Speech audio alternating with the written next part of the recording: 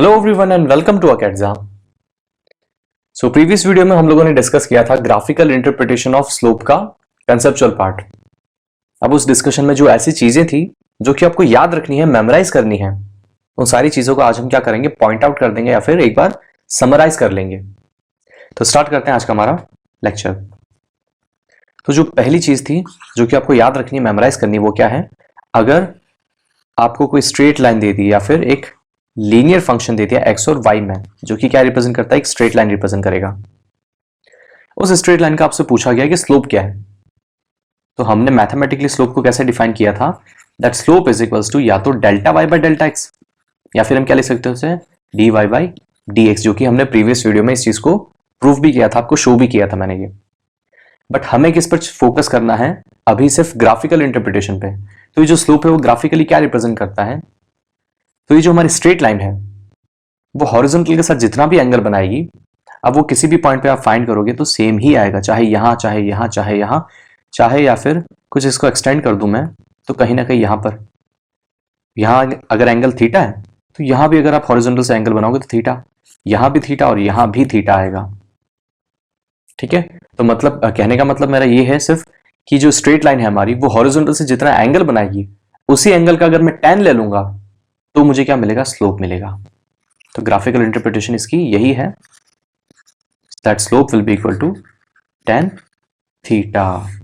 और थीटा क्या चीज है? उस स्ट्रेट लाइन का हॉरिजॉन्टल से एंगल, सिंपल।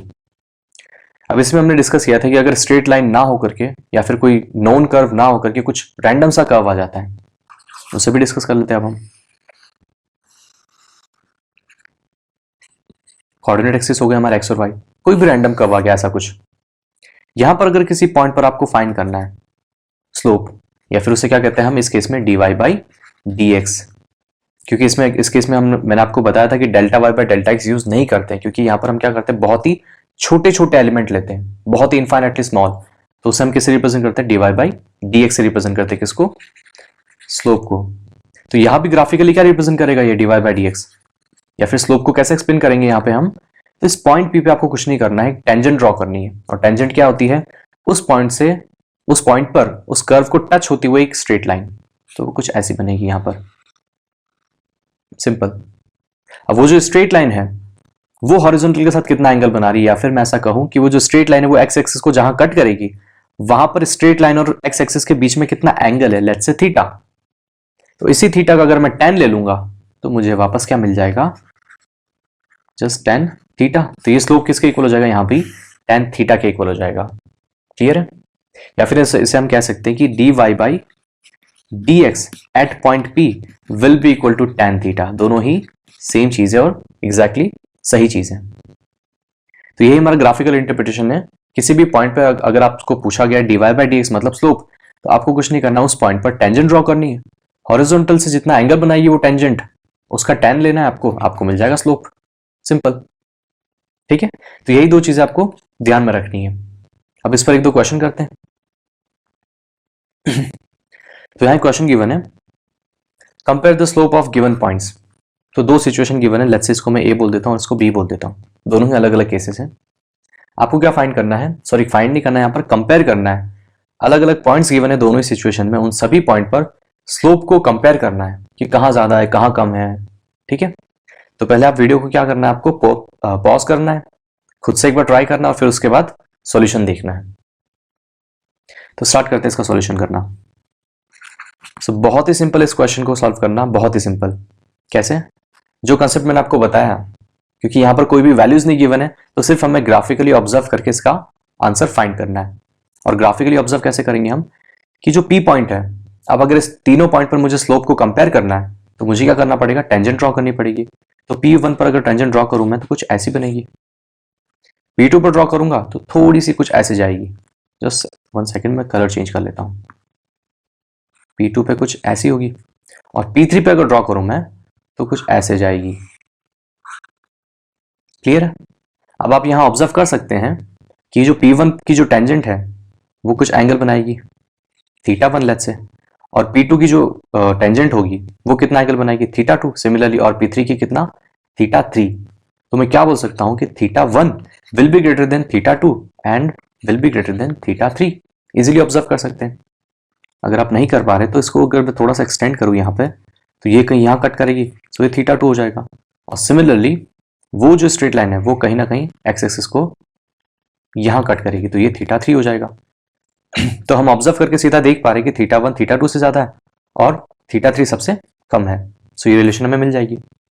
अब मैंने आपको बताया था कि थीटा का ही अगर मैं tan ले लूंगा तो मुझे स्लोप मिल जाएगा। तो अगर थीटा 1 थीटा 2 से ज्यादा है और थीटा 2 थीटा 3 से ज्यादा है, और ये सारे कौन सा एंगल है, एक्यूट एंगल है, तो इनका tan भी क्या होगा, इसी ऑर्डर में होगा।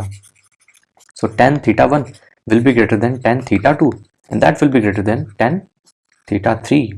और यही तो क्या हमारा स्लोप होता है। तो मैं क्या बोल सकता हूँ कि slope of P1 point will be greater then slope of P2 point and that will be greater then slope of P3 point. That's it, ये हमारा रिलेशन हो गया। क्लियर है? ऐसे हम क्या करेंगे, सेकंड वाले केस के लिए सॉल्व करेंगे। तो यहाँ भी हम क्या कर देंगे, P1 की एक टेंजेंट ड्रॉ कर देंगे, ऐसा कुछ। P2 पर भी एक टेंजेंट ड्रॉ करेंगे, वो कुछ ऐसी होगी, और P3 पर भी एक टेंजेंट ड्रॉ करेंगे जो कि कुछ ऐसी होगी। अब हमें क्या करना है, हॉरिजॉन्टल से कितना एंगल बना रही वो देखना है। तो P1 के लिए एंगल कितना, थीटा 1 ले लेता हूं, इसके लिए थीटा 2 और इसके लिए थीटा 3 सिमिलरली।